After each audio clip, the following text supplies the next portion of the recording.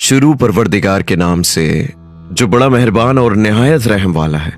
इमाम अली का खुतबा नंबर 209, जो कि इक़साम हदीस के बारे में। एक साइल ने आपसे मन घड़त और एक दूसरे के बरक्स हदीसों के मुतालिक दरियाफ्त किया जो आमतौर से लोगों के हाथों में पाई जाती हैं, तो आपने फरमाया, लोगों के हाथों में हक व बातिल, सच और झूठ, नासिक व मनसूख, आम व खास, खुली हुई और तौज़ी तलब, सही और गलत, सब तरह की रिवायतें हैं। खुद रसूल सल्लल्लाहु अलैहि वसल्लम की हयात में आप पर बहुतान लगाए गए, यहां तक कि खड़े होकर खुतबे में यह फरमाना पड़ा कि जो शख्स जानबूझकर मुझ पर बहुतान लगाए वो अपना घर दोज़ख में बना ले।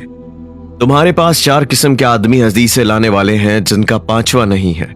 एक वो है जिसका जाहिर कुछ है और बातिन कुछ, और वो अपने आप को मोमिन जाहिर करता है, मुसलमानों की ऐसी वजह कता रखता है, ना गुनाह से परहेज करता है, ना किसी बात की परवाह करता है। वो जानबूझकर रसूल खुदा सल्लल्लाहु अलैहि वसल्लम पर झूठी तोहमत लगाता है। अगर लोगों को इल्म हो जाता कि ये मुनाफिक और झूठा है तो वो ना इसकी बात कबूल करते और ना इसकी बात पर एतबार करते। चूंकि वो इसके बातिन से बेखबर हैं, इसलिए कहते हैं कि ये रसूल खुदा सल्लल्लाहु अलैहि वसल्लम के असहाब में से है, इसने आन हजरत को देखा भी है और इनसे हदीसें सुनी भी हैं और आपसे इल्म भी हासिल किया है। चुनाचे वो इसकी बात कबूल कर लेते हैं। हालांकि तुम्हें खुदा ने मुनाफिकों की खबर दे दी है, इनकी खसलतें भी बयान कर दी हैं, इनकी रफ्तार और किरदार से भी आगाह कर दिया है। फिर वो रसूल खुदा सल्लल्लाहु अलैहि वसल्लम के बाद बाकी भी रहे और अपने मकर फरेब और बहतान की वजह से गुमराही के पेशवाओं और जहन्नुम की तरफ बुलाने वालों के मुकर्रब बन गए। चुनाचे हदीस साजी की वजह से उन्होंने इनको बुलंद मनसबों पर लगा दिया और हाकिम बनाकर लोगों की गर्दनों पर मुसल्लत कर दिया, और इनके जरिए से इन्होंने खूब दुनिया हजम की। और यह आम दस्तूर है कि लोग बादशाहाने दुनिया का साथ देते हैं, सिवा इसके जिसे खुदा महफूज रखे। 4 रावियों में से एक रावी तो यह है। दूसरा वो है जिसने कुछ न कुछ रसूल खुदा सल्लल्लाहु अलैहि वसल्लम से सुना है, लेकिन उसे मुकम्मल याद ना रख सका। इसमें भूल चूक हो गई, मगर जानबूझकर झूठ नहीं बोलता, बस जो कुछ इसे याद है बयान करता है और इस पर खुद भी अमल करता है, और लोगों से भी कहता है कि मैंने रसूल खुदा सल्लल्लाहु अलैहि वसल्लम से सुना है। अगर मुसलमान को मालूम हो जाता कि इसकी याददाश्त में भूल हो गई है तो लोग इसकी रिवायत कबूल ना करते, बल्कि अगर खुद इसे इल्म हो जाता तो वो इसे छोड़ देता, बयान ना करता।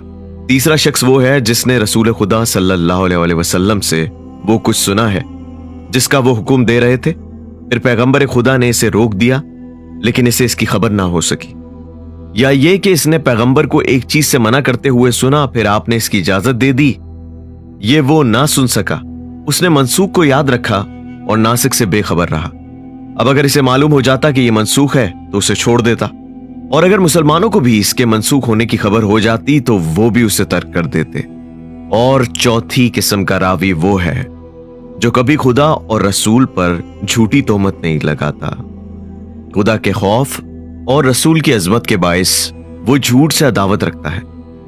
वो ना भूला भटका, ना इसे इश्तिबा हुआ, बल्कि जैसा सुना था बईना इसे याद रखा और इसी तरह से बयान करता रहा कि कोई फर्क नहीं आने पाया, ना ज्यादती हुई और ना कमी। इसने नासिक भी याद रखा और इस पर अमल करता रहा, और जब वो मनसूख हो गया तो मनसूख को भी याद रखा और इससे परहेज करता रहा।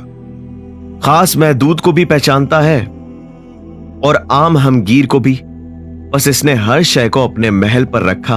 वो मुतशाबे को भी पहचानता था और मुहकम को भी, और कभी ऐसा भी होता था कि मख्तजाए वक्त के लिहाज से रसूल खुदा सल्लल्लाहु अलैहि वसल्लम ऐसा कलाम फरमाते थे जिसके 2 रुख होते थे। कुछ कलाम किसी वक्त के अफराद से मखसूस और कुछ तमाम औकात अफराद के लिए, और ऐसे लोग भी सुन लिया करते थे जो खुदा और रसूल के मंशा और मकसद को नहीं समझते थे।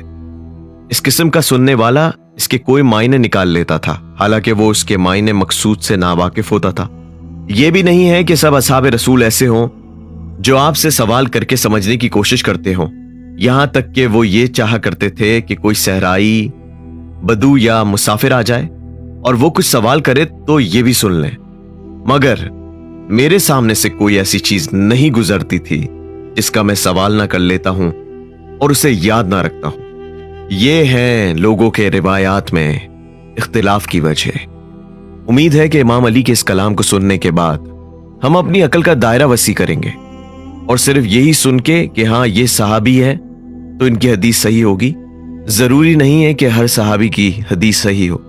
जैसा कि इमाम अली ने फरमाया कि कभी कभी जब रसूल अल्लाह कुछ फरमाते थे तो वो किसी मखसूस फर्द के लिए होता था और कभी कभी वो पूरे सब तमाम अफराद के लिए होता था। हमें ये जानने की जरूरत है कि हम किस रावी की हदीस से देख रहे हैं। शायद यही वजह है कि रसूल अल्लाह ने अपने जाने से कबल इरशाद फरमाया कि मैं तुम्हारे बीच दो चीजें छोड़ के जा रहा हूं, एक कुरान और एक मेरे अहले बैत।